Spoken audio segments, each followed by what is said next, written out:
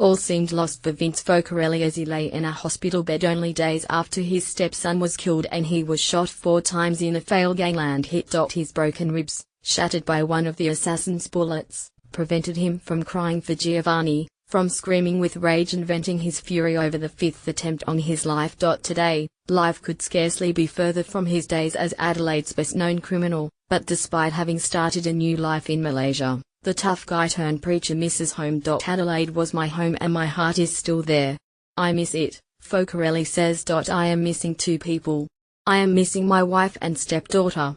When they are here, I will be complete. Focarelli, former state leader of the Comancheros bikie gang, looks and sounds like a changed man, now heavily bearded and at home in front of a group of people hanging on his every word. Speaking to a group of young Malaysian Muslim men and women in a video posted online, Focarelli encourages them to embrace the beauty of life. Gone is the 1,000-mile stare he displayed leaving innumerable court hearings in Adelaide, staring past the cameras and reporters' questions to the next move of his criminal syndicate. Now Focarelli, 42, who converted to Islam in 2012, is all smiles in his new home in Kuala Lumpur, where he plans to reopen his once Carrington St-based restaurant La Cucina and has also flown his ill mother from Australia to be by his side. The former gang leader left Adelaide for Italy in March, preempting immigration authorities cancelling his visa and taking him into custody pending deportation.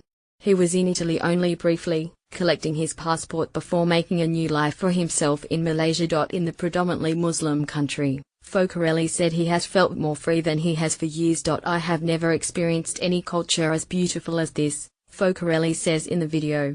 I feel free and I sleep well at night. My mother wakes me up a couple of times a night but I feel free because she is here. Focarelli's mother has stage 4 cancer and is being cared for by her son in Malaysia. I never thought that I would see her again, but Allah gave me this blessing, he says. It is my turn to take care of her. Focarelli, whose father Giuseppe died in 2013, said he misses Adelaide but more than anything he wants his wife and stepdaughter to join him permanently in Malaysia. Alongside memories of his former life of crime, Focarelli left behind La Fig, a restaurant run with his wife, which also helped feed the poor and needy. My wife was the backbone of La Fig, I was just the face, Focarelli says in the video. If it wasn't for her, it would never have got off the ground. When they decided to deport me, my wife said she wanted nothing to do with the place without me.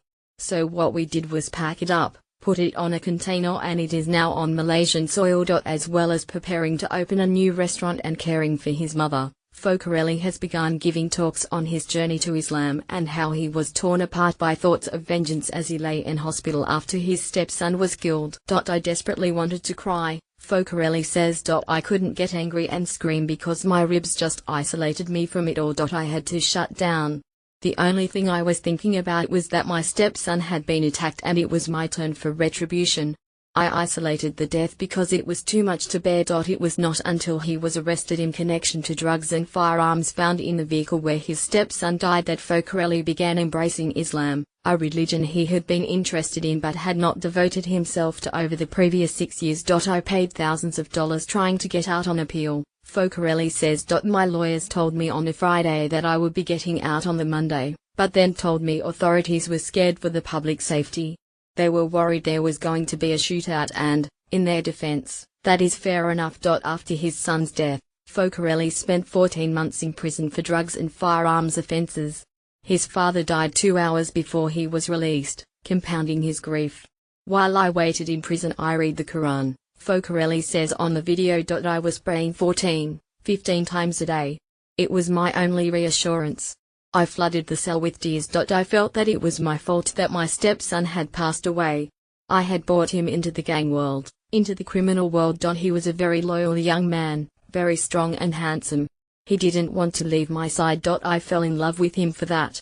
When you can't trust the world and then you have someone you can. Wrestling with the guilt, Focarelli said he refused antidepressant medication and, instead, sought solace in particular passages of the Quran which brought him peace. If one passage can take away so much pain and give me so much peace, how vast is the rest of the Quran? Focarelli says. I've never looked back. I've never